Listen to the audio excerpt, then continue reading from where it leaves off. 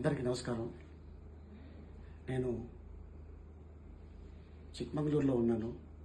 అక్కడ సిగ్నల్స్ ఉండవు. హోటల్కి రాగానే కొంతమంది ఫ్రెండ్స్ నాకు మెసేజ్ చేయడం జరిగింది, ఇలాగ రామోజీరావు గారు లేరు అనే విషయం. ఆయన వ్యక్తి కాదు, మహాశక్తి, ఒక వ్యవస్థ ఆయన. ఒకరోజు నేను స్టూడియోకి వెళ్ళినప్పుడు, సార్ ఈ స్టూడియో పెట్టాలన్న ఆలోచన ఎందుకు వచ్చింది మీకు అనగానే, నేను భోపాల్కి ఉద్యోగం కోసం వెళ్ళాను. నా చదువుకి ఉద్యోగం రాదన్నాడు. నేను వెళ్ళిపోదాం అనుకున్నాను. కానీ అతను, మీరు మద్రాసి, మీకు ఈ ఉద్యోగాలు రావు అని చెప్పడంతో నాకు కోపం వచ్చింది అని చెప్పడం జరిగింది. సో దాంతో ఆ కోపమే వారిని ఈరోజు ఇంత మహా వ్యక్తి శక్తిగా మార్చింది. నువ్వు ఇచ్చేది ఏంట్రా ఉద్యోగం, నేనే 100 మందికి ఇస్తాను. ఎక్కడండి 100 మందికి, మీరు 1000 మందికి ఉద్యోగం ఇచ్చి ఉన్నారు. మీరే కానీ లేకపోతే చిన్న చిన్న కళాకారులు ఉండేవాళ్ళు కాదు. సో ఈ రోజున వారు మన మధ్యన లేకపోయినా ఎప్పుడు మన గుండెల్లో, మన మనసులో ఎప్పుడో ఉంటారు. ఈనాడు పేపర్ చూసినా రామోజీరావు గుర్తుకొస్తారు, ఈటీవీ చూసినా రామోజీరావు గుర్తుకొస్తారు, ప్రజాపక్షాలు చూసినా రామోజీరావు గుర్తుకొస్తారు. ఇలా ఎన్నో ఎన్నో ఎన్నో.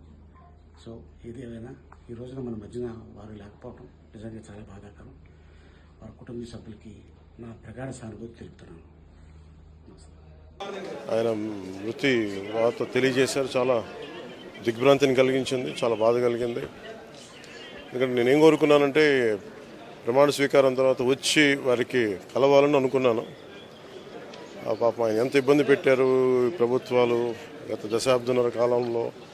పాపం ఆయన ఎన్ని తట్టుకొని ప్రజలకి చైతన్యం చేసి ఆయన అండగా నిలబడ్డారు. ఒక మహోన్నతమైన వ్యక్తి. ఇప్పుడు ఆంధ్రప్రదేశ్లో కానీ భారతదేశంలో ఎక్కడైనా సరే, ముఖ్యంగా ఆంధ్రప్రదేశ్, తెలంగాణకు సంబంధించి తెలుగు రాష్ట్రాల్లో ఏ జర్నలిస్ట్ ఉన్నా అది ఈనాడు స్కూల్ ఆఫ్ జర్నలిజం నుంచి వచ్చే రూట్స్ దానికి ఉంటాయి.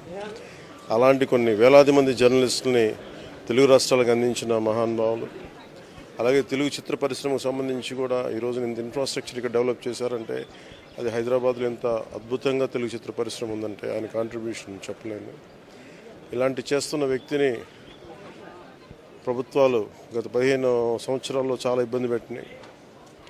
వాటన్నిటినీ తట్టుకొని ఆయన్ని ఇబ్బంది పెట్టిన ప్రభుత్వాలు ఈరోజు లేవు. ఆ విజయం ఆయనకి తెలియజేయాలని అనుకున్నాం, చేసి లోపల దురదృష్టం ఇలా జరిగిపోయింది.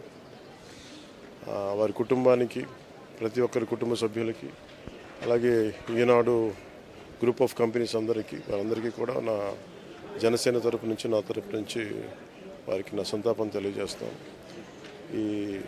ఈ సమయంలో మీ అందరికీ ఆ భగవంతుడు వారి కుటుంబ సభ్యులకి అండగా ఉండాలని కోరుకుంటూ సెలవు తీసుకుంటాను.